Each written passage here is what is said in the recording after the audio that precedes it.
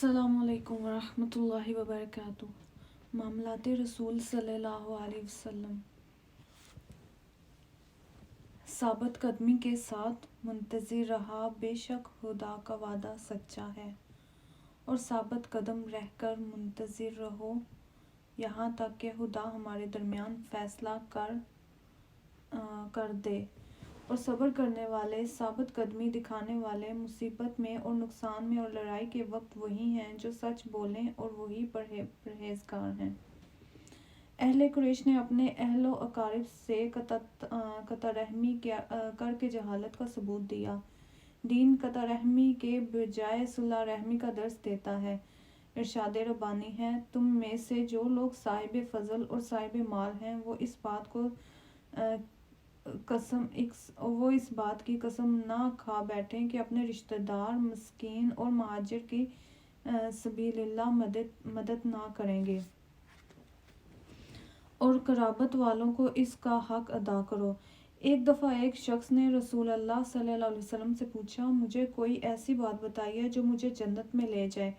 آپ صلی اللہ علیہ وسلم نے فرمایا، اللہ کی بندگی کرو، کسی کو اس کا شریک نہ بناؤ، نماز پوری طرح ادا کرو اور قرابت کا حق ادا کرو۔ حضرت ابو ہریرہ رضی اللہ عنہ کا بیان ہے کہ حضور اکرم صلی اللہ علیہ وسلم کا ارشاد ہے، جس کو یہ پسند ہو کہ اس کی روزی میں وسعت اور اس کی عمر میں برکت ہو تو اس کو چاہیے کہ صلہ رحمی کرے۔ قریش کے طنز اور مزاح سے نادر صحابہ کی دل شکنی ہوتی تھی، مگر اللہ نے ان کی عزت افزائی فرمائی۔ ایک آیت میں اللہ تعالیٰ نے اپنے نبی صلی اللہ علیہ وسلم کو حکم دیا کہ وہ غریب مسلمانوں کو سلام کہنے میں پہل کیا کریں۔ قریش مکہ کا سردار ابو سفیان کہیں جا رہا تھا، جب وہ حضرت بلال رضی اللہ عنہ، حضرت صہیب اور حضرت سلیمان رضی اللہ عنہ کے پاس سے گزرا تو ان میں سے کسی نے کہا، واللہ اس دشمن خدا کے سر پر ابھی تک اللہ کی تلوار نہیں چلی۔ حضرت ابوبکر صدیق رضی اللہ عنہ قریب ہی کھڑے تھے۔ انہوں نے کہا، تم قریش کے سردار اور بزرگ کے بارے میں ایسی بات کہتے ہو؟ حضرت ابوبکر صدیق نے رسول اللہ صلی اللہ علیہ وسلم کو یہ واقعہ سنایا تو آپ صلی اللہ علیہ وسلم نے فرمایا، اے ابوبکر صدیق، تو نے نادر صحابہ کو ناراض کر دیا۔ اگر تو نے انہیں ناراض کیا تو اپنے رب کو ناراض کیا۔ حضرت ابو صدیق رضی اللہ عنہ واپس صحابہ کے پاس گئے اور پوچھا، میرے بھائیو، آپ مجھ سے ناراض تو نہیں ہیں؟ انہوں نے جواب دیا، اے برادر، اللہ آپ کو معاف فرما دے، ہم آپ سے ناراض نہیں۔ ایک روز ابو جہل حضور اکرم صلی اللہ علیہ وسلم سے ملا اور کہنے لگا، اے محمد صلی اللہ علیہ وسلم، خدا کی قسم، یا تو ہمارے بتوں کو برا کہنا چھوڑ دو، ورنہ ہم تمہارے خدا کو برا کہیں گے۔ چنانچہ یہ آیت نازل ہوئی، اے ایمان والو، یہ لوگ اللہ کے سوا کسی کی پرستش کفار اللہ کے سوا جن کی پرستش کرتے ہیں، انہیں گالیاں نہ دو، کہیں ایسا نہ ہو کہ یہ شرک سے آگے بڑھ کر جہالت کی بنا پر اللہ کو گالیاں دینے لگے۔ اس آیت کے نازل ہونے کے بعد آپ صلی اللہ علیہ وسلم نے بتوں کے عیب بتانے بند کر دیے اور صرف دعوت حق کی تبلیغ کرنے لگے۔ غموں کا سال۔ جناب ابو طالب رضی اللہ عنہ کی عمر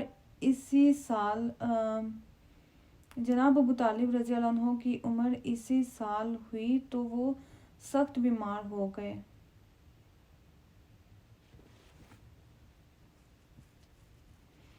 جناب ابو طالب رضی اللہ عنہ کی عمر 80 سال ہوئی تو وہ سخت بیمار ہو گئے۔ ایک روز قریش کے سردار جناب ابو طالب رضی اللہ عنہ کی مزاج پرسی کے لیے آئے تو انہوں نے قریش کو نصیحت کرتے ہوئے کہا، حرم کعبہ کی حرمت برقرار رکھنا، اسی میں رب کی خوشنودی ہے۔ صلہ رحمی کرنا، ایک دوسرے سے زیادتی نہ کرنا، کسی کا حق نہ مارنا، دعوت دینے والوں کی دعوت قبول کرنا، سائل کی مدد کرنا، سچائی پر قائم رہنا، امانت داری کرنا، محمد صلی اللہ علیہ وسلم کے ساتھ بلائی سے پیش آنا، کیونکہ وہ قریش میں امن اور تمام عرب میں سب سے سچا ہے۔ وہ ایسی بات لایا ہے جسے دل مانتا ہے مگر زبان لوگوں کے خوف سے انکار کرتی ہے۔ مگر خدا کی قسم میں دیکھ رہا ہوں کہ عرب اور اطراف و نو کے کمزور اور نادر لوگ آگے بڑھ کر اس کی دعوت قبول کر لیں گے، اس کے کلمہ کی تصدیق کریں گے۔ ایک دفعہ جناب ابو طالب رضی اللہ عنہ بیمار پڑ گئے۔ آپ صلی اللہ علیہ وسلم ان کی عیادت کے لیے گئے۔ جناب ابو طالب رضی اللہ عنہ نے آپ صلی اللہ علیہ وسلم سے کہا، اپنے رب سے میری صحت کے لیے دعا کرو۔ آپ صلی اللہ علیہ وسلم نے دعا کی اور وہ صحت یاب ہو گئے۔ جناب ابو طالب رضی اللہ عنہ نے کہا، آپ صلی اللہ علیہ وسلم کا رب آپ صلی اللہ علیہ وسلم کی دعا سنتا ہے۔ آپ صلی اللہ علیہ وسلم نے اپنے چچا سے کہا، اگر آپ بھی رب پر ایمان لے آئیں تو وہ آپ کی بھی سنے گا۔ قریش نے جناب ابو طالب رضی اللہ عنہ کے ذریعے آپ صلی اللہ علیہ وسلم کو اس معاہدے کی پیشکش کی کہ آپ صلی اللہ علیہ وسلم ان کے بتوں کو برا نہ کہیں اور وہ بھی مسلمانوں کو ان کے حال پر چھوڑ دیں گے۔ آپ صلی اللہ علیہ وسلم نے اس پیشکش کو مسترد کر دیا، کیونکہ وہ خدا کے حکم کے تابع تھے اور بتوں کی مخالفت ترک نہیں کر سکتے تھے۔ آپ صلی اللہ علیہ وسلم نے اپنے چچا جناب ابو طالب رضی اللہ عنہ سے آخری بار کلمہ پڑھنے کی خواہش کی تو انہوں نے جواب دیا، میں یہ پسند نہیں کرتا کہ لوگ کہیں کہ میں موت کے وقت دین سے ہٹ گیا تھا، اور قریش یہ رائے قائم کریں کہ میں جب صحت یاب تھا تو اس چیز کو قبول نہ کیا اور اب گھبراہٹ میں اسے قبول کر لیا ہے۔ جناب ابو طالب رضی اللہ عنہ سماجی بائیکاٹ کے خاتمے کے 6 ماہ بعد رجب 10 نبوت کو وفات پا گئے۔ حضور اکرم صلی اللہ علیہ وسلم کے اپنے چچا کی وفات غم اور کرب کا باعث بنی۔ مکہ میں آپ صلی اللہ علیہ وسلم کا آخری سہارا بھی ختم ہو گیا تھا۔ جناب ابو طالب رضی اللہ عنہ کی وفات کے کچھ عرصہ بعد سیدہ خدیجہ رضی اللہ عنہا بھی وفات پا گئیں۔ اس روز 10ویں سن نبوی کے ماہ رمضان کی 10ویں تاریخ تھی اور سیدہ خدیجہ رضی اللہ عنہ کی رسول اللہ صلی اللہ علیہ وسلم سے شادی کا 25واں سال تھا۔ مالی حالت میں اس قدر کمزور ہو چکی تھیں کہ کفن کے لیے رقم نہ تھی، لہٰذا سوکا اوڑھنی میں ہی ام المومنین کو دفن کیا گیا۔ آپ صلی اللہ علیہ وسلم 2 دن غم زدہ رہے اور بعد میں جب بھی ان کی یاد آتی تو آنکھیں پرنم ہو جاتی۔ وہ پہلی ہستی تھیں جنہوں نے رسول اللہ صلی اللہ علیہ وسلم کی قدر اور عظمت کو پہچانا اور اپنا تن من دھن آپ صلی اللہ علیہ وسلم کی خدمت کے لیے وقف کر دیا۔ مصائب اور مشکلات کا ہندہ پیشانی سے مقابلہ کیا اور آپ صلی اللہ علیہ وسلم کی ہمت افزائی کی۔ سیدہ خدیجہ رضی اللہ عنہ گھر کی مثالی منتظم اور آپ صلی اللہ علیہ وسلم کی مشیر تھیں۔ جب آپ صلی اللہ علیہ وسلم تبلیغ کے دوران زخمی حال میں گھر آتے تو سیدہ خدیجہ رضی اللہ عنہا آپ صلی اللہ علیہ وسلم کے زخموں کو دھوتی اور پٹی باندھتی، لباس تبدیل کرواتی اور تسلی دیتی۔ جناب ابو طالب رضی اللہ عنہ کی وفات کے بعد ابو لہب کو بنو ہاشم کا سردار منتخب کیا گیا، جو اسلام حضرت محمد صلی اللہ علیہ وسلم کا سخت دشمن تھا۔ ابو لہب نے آپ صلی اللہ علیہ وسلم کا ساتھ چھوڑ دیا اور آپ صلی اللہ علیہ وسلم اپنے قبیلے کی پناہ میں نہ رہے۔ قریش کی ایذا رسانیوں میں اضافہ ہو گیا۔ ایک بار ایک بدبخت نے آپ صلی اللہ علیہ وسلم کے سر اور چہرہ مبارک پر خاک ڈال دی۔ آپ صلی اللہ علیہ وسلم اسی حالت میں گھر آئے۔ آپ صلی اللہ علیہ وسلم کی صاحبزادی فاطمہ رضی اللہ عنہ پانی سے آپ صلی اللہ علیہ وسلم کا سر دھوتی اور روتی جاتی۔ آپ صلی اللہ علیہ وسلم نے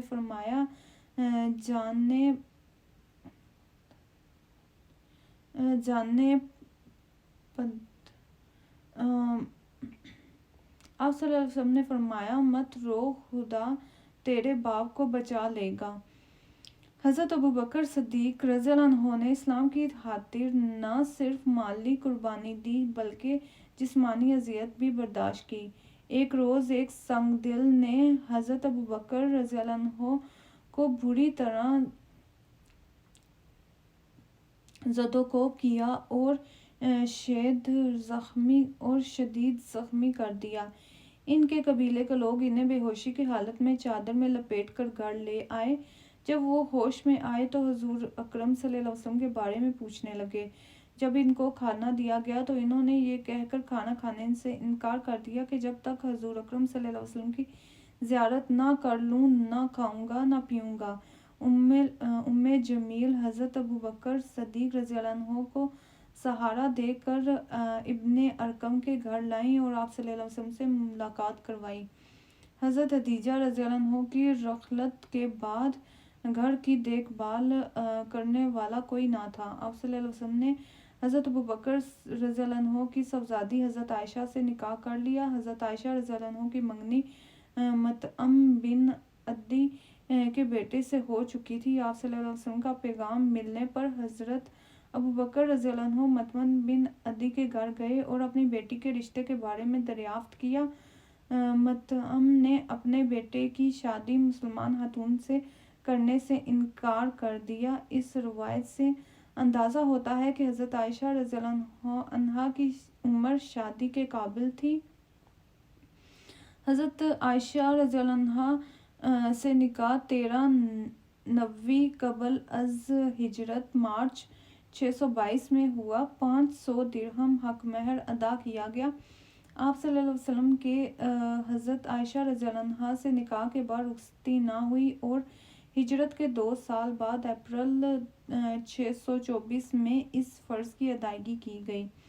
قبل از حضور اکرم صلی اللہ علیہ وسلم نے سکران رضی اللہ عنہا کی بیٹی حضرت سودا سے شادی کر لی تھی۔ یہ نکاح شوال 10 نبوت میں ہوا۔ اس شادی کے بعد آپ صلی اللہ علیہ وسلم گھریلو امور کے بارے میں بے فکر ہو کر یکسوئی کے ساتھ دعوت توحید میں مصروف ہو گئے۔ تبلیغی سفر طائف۔ حضور اکرم صلی اللہ علیہ وسلم مکہ کے علاوہ کسی ایسے مرکز کی تلاش میں تھے جہاں سے اسلام کی تبلیغ کا کام کسی رکاوٹ کے بغیر جاری رکھا جا سکے۔ آپ صلی اللہ علیہ وسلم کی خواہش تھی کہ عرب کا کوئی طاقتور سردار اسلام قبول کر لے اور مسلمانوں کو تحفظ فراہم کر سکے۔ مکہ کے علاوہ طائف جزیرہ العرب کا اہم شہر تھا جس میں ایک طاقتور قبیلے بنی ثقیف کی حکمرانی تھی۔ طائف میں لات کی پوجا کی جاتی تھی اور لات کے مندر کو بیت اللہ کی طرح مقدس خیال کیا جاتا تھا۔ طائف مکہ سے 110 کلومیٹر کے فاصلے پر تھا جس کے ارد گرد حفاظتی دیوار تعمیر کی گئی تھی۔ انگور اور آلوچے کے باغات کثرت سے تھے۔ طائف کے لوگ مالدار تھے۔ آپ صلی اللہ علیہ وسلم زید بن حارثہ رضی اللہ عنہ کے ہمراہ پیدل ہی جولائی کی سخت گرمی میں 27 شوال 10 کو تبلیغی سفر پر روانہ ہوئے۔ طائف میں آپ صلی اللہ علیہ وسلم کی والدہ ماجدہ کے کچھ رشتہ دار بھی رہتے تھے۔ جزیرہ العرب کے قبائل کو یہ اطلاع مل چکی تھی کہ آپ صلی اللہ علیہ وسلم کے قبیلہ بنو ہاشم نے بھی آپ صلی اللہ علیہ وسلم کی حمایت ترک کر دی ہے، لہٰذا سفر کے دوران کسی بھی قبیلے نے آپ صلی اللہ علیہ وسلم کی دعوت قبول نہ کی۔ آپ صلی اللہ علیہ وسلم نے قریش کی ایذا رسانیوں سے بچنے اور بنی ثقیف کی حمایت حاصل کرنے کے لیے طائف کا سفر اختیار کیا تھا۔ آپ صلی اللہ علیہ وسلم طائف پہنچ کر سب سے بڑے قبیلے کے سردار عمرو بن امیر کے پاس اسلام کی دعوت لے کر گئے۔ ولید بن مغیرہ نے کہا تھا، مجھے اور عمرو بن امیر کو چھوڑ کر محمد صلی اللہ علیہ وسلم پر قرآن اتارا جاتا ہے۔ حالانکہ ہم دونوں مکہ اور طائف کے سردار ہیں۔ میں قریش مکہ کا سردار ہوں اور عمرو بن امیر بن ثقیف کا سردار ہے۔ عمرو کے 3 بیٹے عبد یلیل، مسعود اور حبیب تھے۔ آپ صلی اللہ علیہ وسلم نے ان کو توحید کی دعوت دی اور قرآن سنایا۔ ان میں سے ایک نے غصے میں آ کر کہا، اگر اللہ نے تجھے رسول صلی اللہ علیہ وسلم بنا کر بھیجا ہے تو میں حرم کعبہ کا غلاف پھاڑ ڈالوں گا۔ دوسرے نے کہا کہ آپ صلی اللہ علیہ وسلم کہ خدا کو آپ صلی اللہ علیہ وسلم کے علاوہ رسول بنانے کے لیے اور کوئی آدمی نہیں ملا تھا۔ تیسرے نے کہا، خدا کی قسم میں میں تو آپ سے کوئی بات نہیں کروں گا۔ آپ صلی اللہ علیہ وسلم واقعی اللہ کے رسول ہیں۔ تو پھر آپ صلی اللہ علیہ وسلم بہت ہی عظمت والے ہیں، اور آپ صلی اللہ علیہ وسلم کے سامنے منہ کھولنا خلاف ادب ہے۔ اور اگر آپ صلی اللہ علیہ وسلم اللہ کے رسول نہیں ہیں اور ویسے ہی دعویٰ کر رہے ہیں، تو پھر آپ اس قابل نہیں کہ آپ صلی اللہ علیہ وسلم سے بات بھی کی جائے۔ بنی ثقیف کے سرداروں کا سلوک عرب کی قبائلی رسوم کے برعکس تھا۔ آپ صلی اللہ علیہ وسلم نے بڑے تحمل کے ساتھ اپنے دل پر سارے زخم سہ لیے۔ آپ صلی اللہ علیہ وسلم نے سرداروں سے کہا کہ وہ اپنا یہ فیصلہ خفیہ رکھیں تاکہ طائف کے دیگر قبائل تعصب کا شکار نہ ہوں۔ بنی ثقیف کے سرداروں کو خوف تھا کہ طائف کے لوگ آپ صلی اللہ علیہ وسلم کی دعوت سے متاثر ہو کر بت پرستی چھوڑ کر نئے دین کو قبول کر سکتے ہیں، لہٰذا انہوں نے آپ صلی اللہ علیہ وسلم کو تبلیغ سے باز رکھنے کے لیے تمام حربے استعمال کیے۔ سرداروں نے شہر کے گنڈوں اور آوارہ لڑکوں کو اکسایا کہ وہ آپ صلی اللہ علیہ وسلم کو ذہنی اور جسمانی اذیت کا نشانہ بنائیں۔ آپ صلی اللہ علیہ وسلم جب کسی مجمع میں عوام سے تبلیغ کے لیے مخاطب ہوتے تو آپ صلی اللہ علیہ وسلم کے خلاف توہین آمیز بات استعمال کی جاتی اور آپ صلی اللہ علیہ وسلم پر سنگ بازی کی جاتی۔ ایک دن گنڈوں نے آپ صلی اللہ علیہ وسلم کے ٹخنوں پر اس قدر پتھر مارے کہ آپ صلی اللہ علیہ وسلم کی نالین مبارک خون سے بھر گئے۔ زید بن حارثہ رضی اللہ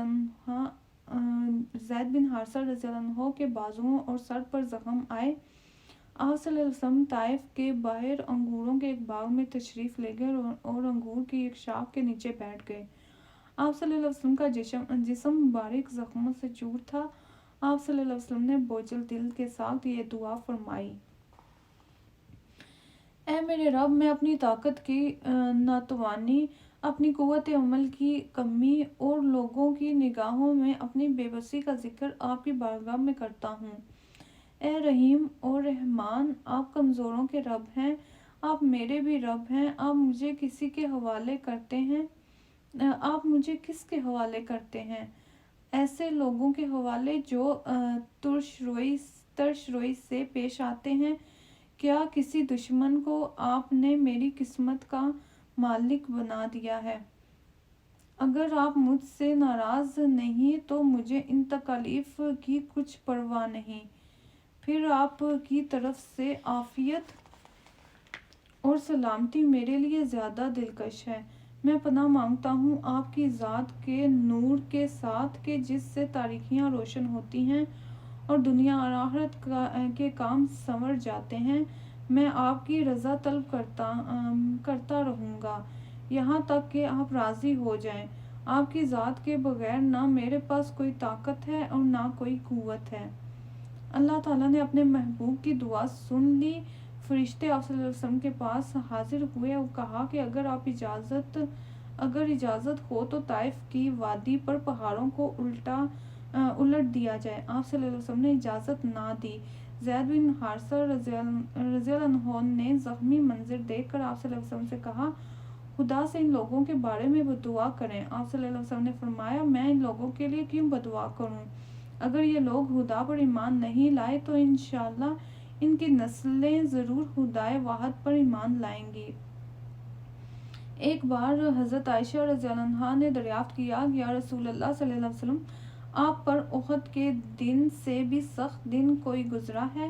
فرمایا: میری قوم کی طرف سے اور جو تکلیفیں پہنچی سو پہنچی، مگر سب سے بڑھ کر سخت دن وہ تھا جب میں نے طائف میں عبد یالیل کے بیٹے کے سامنے دعوت دی اور اس نے اسے رد کر دیا۔ مجھے اس درجہ صدمہ ہوا کہ قرن الثعلب کے مقام تک جا کر بڑی مشکل سے طبیعت سنبھلی۔ حضور اکرم صلی اللہ علیہ وسلم نے وقتی طور پر جس باغ میں پناہ لے رکھی تھی، اس کے مالک عتبہ اور شیبہ رحم دل انسان تھے۔ انہوں نے اپنے غلام عداس سے کہا کہ وہ پلیٹ میں انگور رکھ کر لے جائیں اور جو شخص انگور کی بیل کے سائے میں بیٹھا ہے اسے پیش کریں۔ آپ صلی اللہ علیہ وسلم نے بسم اللہ الرحمن الرحیم پڑھ کر انگور کا خوشہ اٹھایا تو غلام نے حیران ہو کر پوچھا، خدا کی قسم اس ملک میں تو کوئی یہ کلمہ کہنے والا نہیں۔ آپ صلی اللہ علیہ وسلم نے غلام سے کہا آپ صلی اللہ علیہ وسلم نے غلام سے پوچھا کہ تم کہاں کے رہنے والے ہو اور کس دین کو مانتے ہو؟ غلام نے جواب دیا، میں نینوا کا رہنے والا ہوں اور عیسائی ہوں۔ حضور اکرم صلی اللہ علیہ وسلم نے فرمایا، تم مرد صالح یونس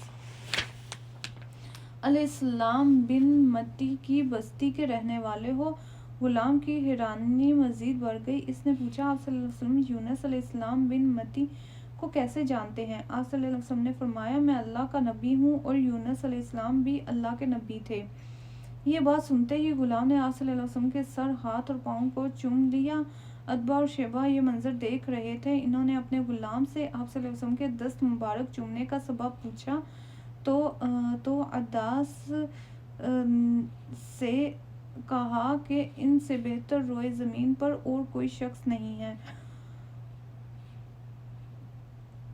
عداس نے کہا کہ ان سے بہتر روئے زمین پر اور کوئی شخص نہیں ہے۔ آپ صلی اللہ علیہ وسلم نے مجھے جو خبر دی ہے وہ نبی کے سوا کسی اور کو معلوم نہیں تھی۔ اتباع اور شیبہ نے اپنے غلام کو ڈانٹ دیا اور کہا کہ تیرا دین اس کے دین سے بہتر ہے، اس پر قائم رہو۔ ایک روایت کے مطابق آپ صلی اللہ علیہ وسلم نے طائف میں 10 روز قیام فرمایا۔ مکہ واپس لوٹے تو رستے میں تبلیغ کا کام کرتے رہے۔ ایک مقام پر آپ صلی اللہ علیہ وسلم نے قرآن پاک کی تلاوت فرما رہے تھے۔ جنوں کا ایک گروہ ادھر سے گزرا، وہ قرآن کی تلاوت حیرانی اور دلچسپی کے ساتھ سننے لگا۔ اللہ تعالیٰ نے قرآن میں اس واقعے کا ذکر یوں کیا، اور آپ کہہ دیں میری طرف یہ وحی کی گئی ہے کہ جنوں کی ایک جماعت نے قرآن سنا اور آپس میں کہا کہ ہم نے عجیب قرآن سنا ہے جو راہ راست کی طرف رہنمائی کرتا ہے۔ ہم اس پر ایمان لائے، ہم اپنے رب کے ساتھ ہرگز کسی کو شریک نہیں کرتے۔ حضور اکرم صلی اللہ علیہ وسلم مکہ کے قریب کوہ ہیرا کے دامن میں ٹھہر گئے۔ آپ صلی اللہ علیہ وسلم نے مختلف قبائل کو پناہ میں لینے کا پیغام بھیجا۔ سب نے انکار کر دیا، البتہ مطعم بن عدی نے آپ صلی اللہ علیہ وسلم کے پیغام حمایت کو قبول کیا۔ عرب قبائل حمایت طلب کرنے والے کو